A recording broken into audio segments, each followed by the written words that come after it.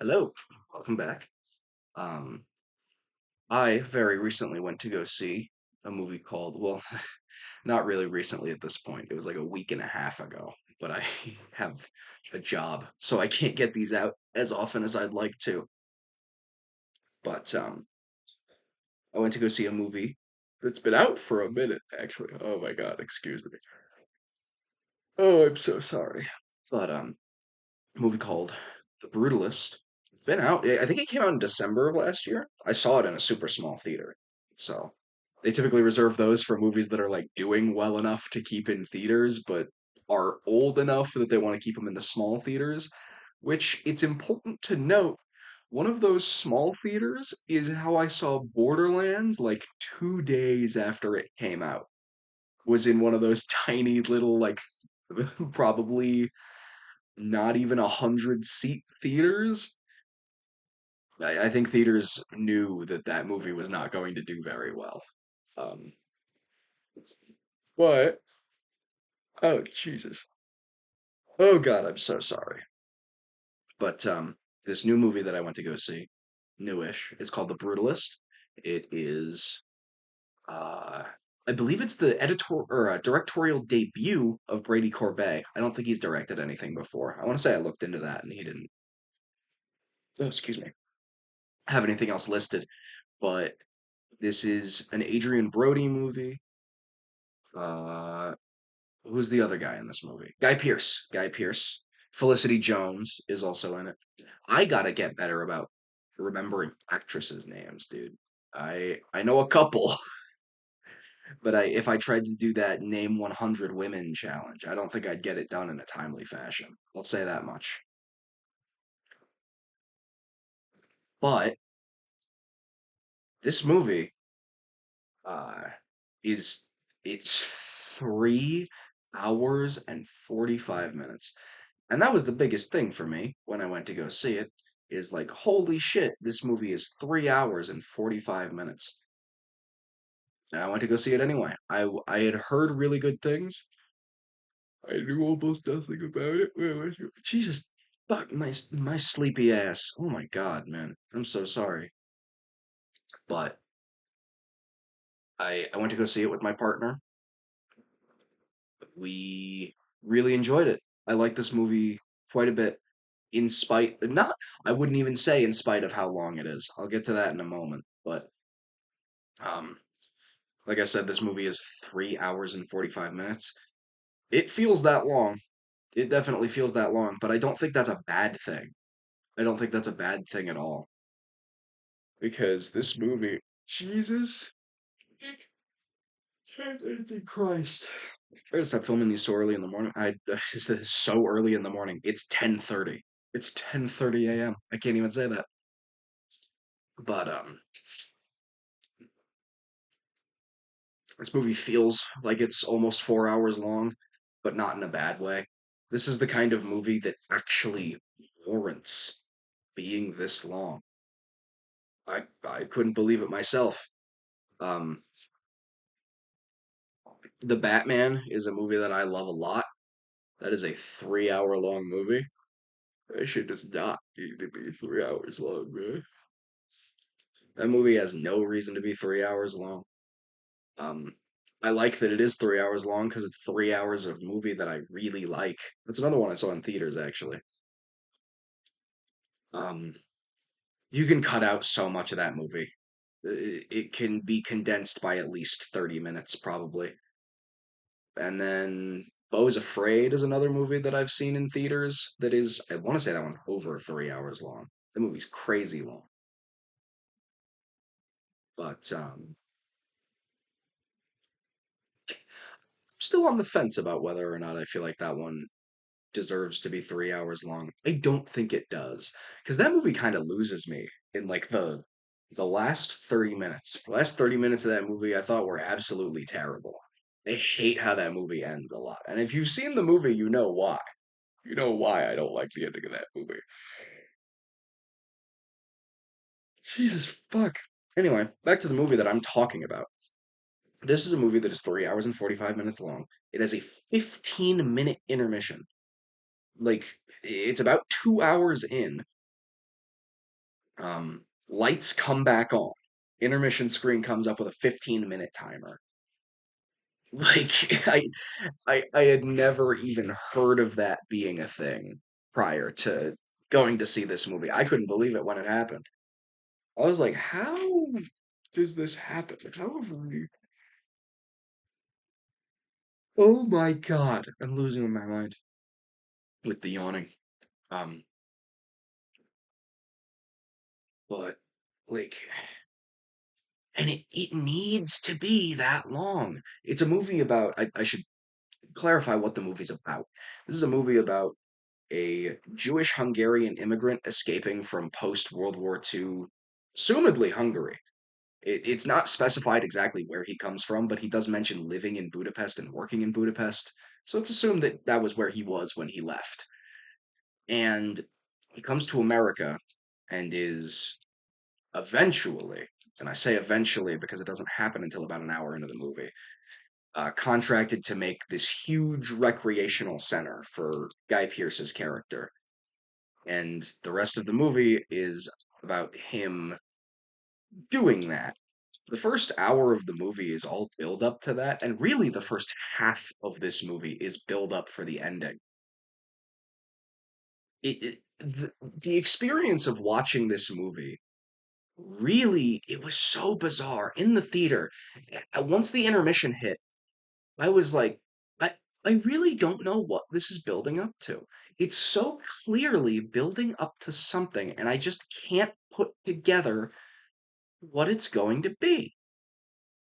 And then it felt like a puzzle piece slowly clicking into place.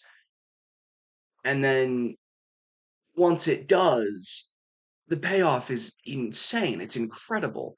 There's a scene with Felicity Jones at the end of this movie that completely, like, that's the moment for me. That's like, oh my God, yeah. Okay, gotcha. Understood. And just, oh, the, yeah, the ending of this movie is batshit insane. I love it. I love it so much. Um, and this is actually the movie that made me realize that I should probably start separating the movies that I have in my binder by genre. You know I showed them off in the first video. The movie stubs that I keep in a binder, arranged by uh, most to least enjoyed.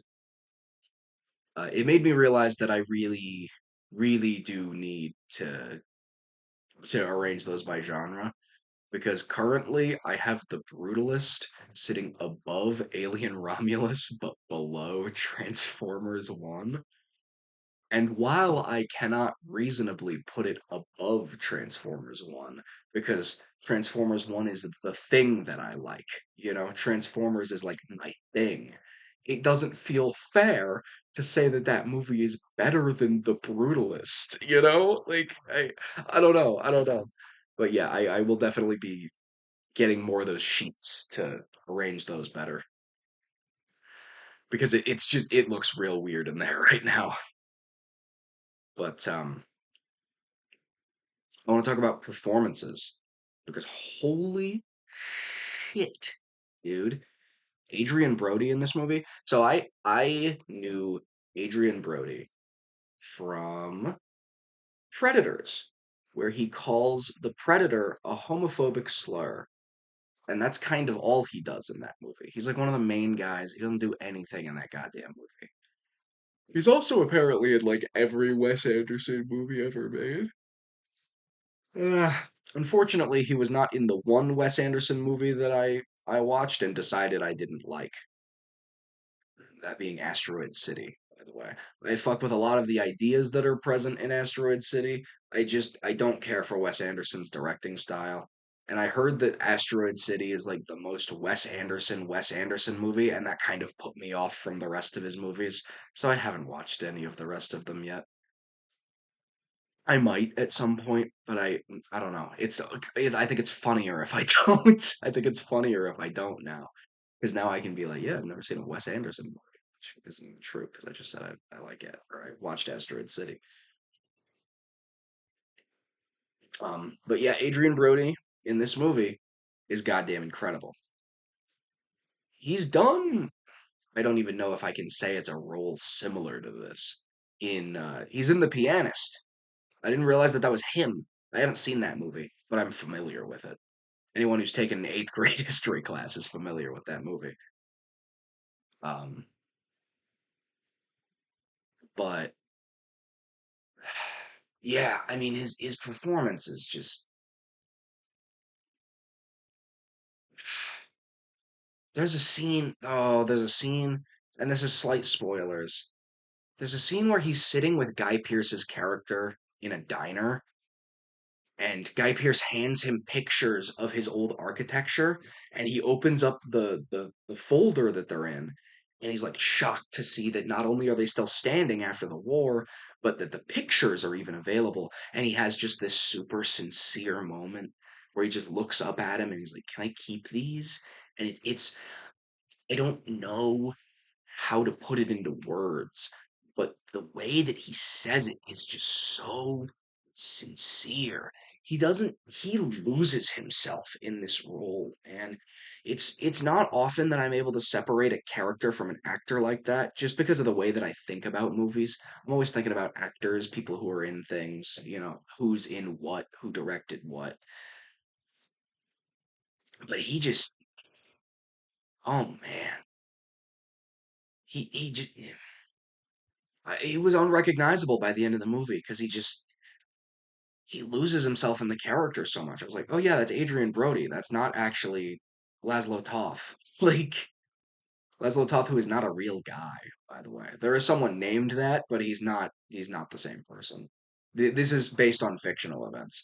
And I've heard the take um that this movie is less impactful because it's based on fictional events. I don't think that's true at all. I think that's incredibly reductive to say. I don't think that we should automatically like disregard historical fiction because it's fiction. I think that's really awful. I hate that line of thinking a lot. Granted, this was in a letterboxed review that I saw, so not exactly you know, the prime candidates for. No, I'm sorry. I use Letterboxd. I use Letterboxd all the time. I log every movie that I watch in Letterboxd. Um,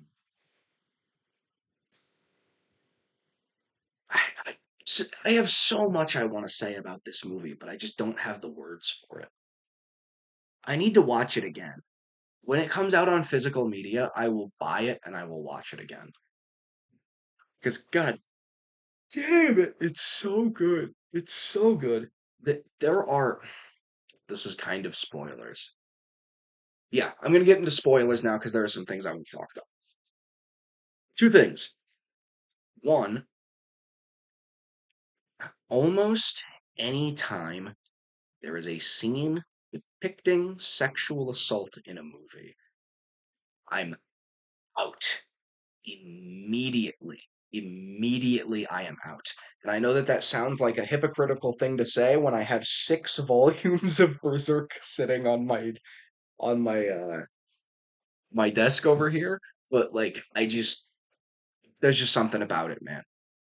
It's just one of those things. It's like murder doesn't affect me at all. Like murder is something that's like, okay, yeah, I've seen the John Wick movies. I love a good pro murder movie, but just something about assault is like, what are we doing, man? Why did we have to include this? And the most recent example of that is Joker 2. Yeah, that's right. If you haven't seen Joker 2, that's real. They assault the Joker in that movie. And it is the most tasteless, horrible, mean spirited dog shit that I have ever seen in my entire life. Literally, when it happened in that movie, I like felt the bile rising in my throat. I almost left the theater. I've never been closer to leaving a theater in my entire life. Um, it was awful. It was atrocious. But in this movie, I think it's handled very well. I do. Um, it's obviously still horrible, especially within the context that it's framed in. It's Guy Pearce's character who has like the power imbalance in favor of him between the two of them because he's funding the project and he's his boss effectively and he's making it for him and he's like rich and shit. Um, and yeah, it's a horrible scene, but it leads to that scene with Felicity Jones confronting Guy Pearce and his family about it. And it leads to this phenomenal scene where he goes missing and they go looking for him and nobody can find him. And you never find out what happens to him. You never find out where he went, what happened, but it leads to these shots of inside the rec center and it looks like a tomb. It's incredible. It's insane. I can't it's some of the coolest cinematography I've ever seen. Some of the most intentional like lighting and shot positioning that I have ever seen in a movie. It's so cool. Like it's one of those things that I literally cannot describe with words. Those like sweeping shots of the inside of the room with water in it. If you've seen the movie, you know what I'm talking about because it probably affected you the same way that it affected me. And there's this thing with the rec center where like the top of it is designed so that when it's noon, there will be a cross lit down into the center of the chamber hall. Because one of the Laszlo is Jewish, obviously, but one of the conditions for getting funding for the project was that they have a chapel in it. So they do that, and they have the light fixture so that a cross shines down into the middle of the chapel during during the hell do they call it? I'm not Christian. I don't know what they call it. Whatever. During sermon, I suppose would be what that's called. I don't know, man. I was in church when I was a kid. I haven't been in ages, despite my coworkers' attempts. I don't know, man. It's another conversation for another day, I guess. But there's it. The cross is implied to be shown multiple times throughout the movie, but you never see it. There's literally a scene where he has a miniature, he has like a mock-up of the building, and he shines a light through it, and they look down at the ground, but you never see it. You do not, the camera does not pan down to show the audience. And then it shows the cross in the middle of that big empty auditorium with the marble altar in the middle. Oh my God. It's such a gorgeous shot. And it of course feeds into the theme of like there's this is nothing. Like there's nothing here. It's so cold and like I mean brutalism is it's a type of architecture that involves a lot of concrete. A lot of simplistic designs and concrete. And a large portion of this movie is the theme of like how your experiences inform how you make art.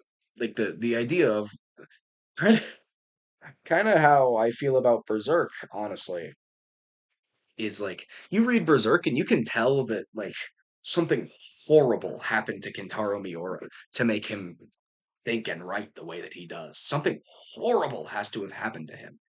And you get the same impression of Laszlo in this movie because obviously, he survived the Holocaust. And it's so strange. There's no Holocaust imagery in this movie. I think it would be a worse movie if there were. Because the Holocaust it's a very, I don't want to say that it's unimportant to the movie, because obviously it's important to the movie, but it's unimportant to this stage in the character's life. It's over. The movie starts in, I think, what is it? It's like 1945, I think, is when the movie starts. Maybe it's 43. But he escapes Hungary, and yeah, they mention being in the camps. I think they mentioned Dachau by name at one point, which was crazy to me. But I mean, it's not so heavy-handed as you would expect a movie even vaguely related to the Holocaust to be. You know, this movie is not self-indulgent like a movie like The Boy in the Striped Pajamas is, where they have the guy like, oh, he spills wine, and then the guy like beats him to death in the other room. It's like, yeah, I get it, he's a Nazi and it's fucked up, but like, what does this add to the movie? I know that the Nazis are bad guys. I understand that, right? Like, this movie actually treats you like an adult and assumes that you are an adult watching it. It does not feel the need to explain to you what happened or where he came from because you know watching that movie where who he is, where he came from. Like it puts it in no uncertain terms, even at the very beginning of the movie. You know, and I just it's perfect to me. You know, I've heard a lot of people talking about how this movie is.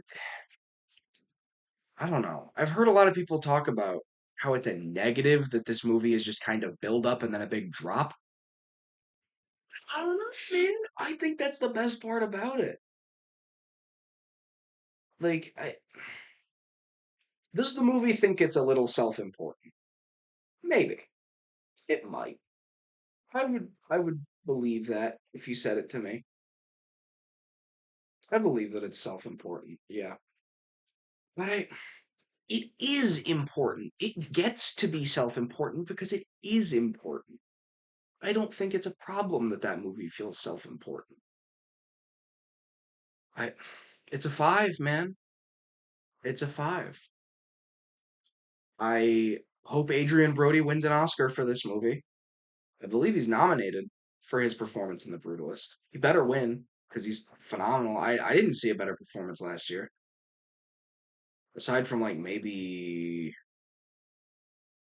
hmm, yeah, I don't know. Like maybe Timothy Chalamet in Dune.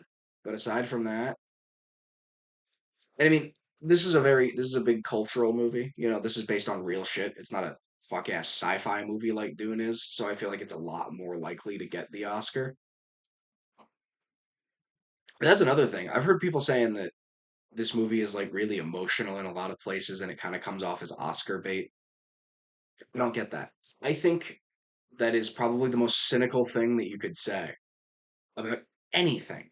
Saying that just because a movie has like emotional scenes in it and the characters are like very boisterous and like screaming and crying is Oscar bait. I don't know. Like I think this movie it warrants it, you know. If the people in this movie were subdued about how they feel, I don't think it would work well at all.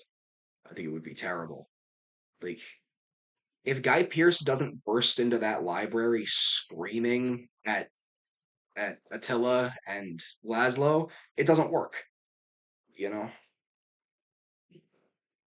Like I don't know. I think people are hard on this movie for no reason. Maybe I'm just dick riding this movie because I liked it a lot. Because I spent 3.5 hours in that theater and want to feel like I didn't waste my time. I loved it. It's a 5 for me. And I'm happy to see where Brady Corbet goes from here. I hope he works with Adrian Brody again because he brings it out of him, man. I couldn't believe it. Anyway, thank you for watching. Don't forget to like and subscribe. You will like and subscribe. Do it now. Now. Please. I would really appreciate it if you would. See you later, guys.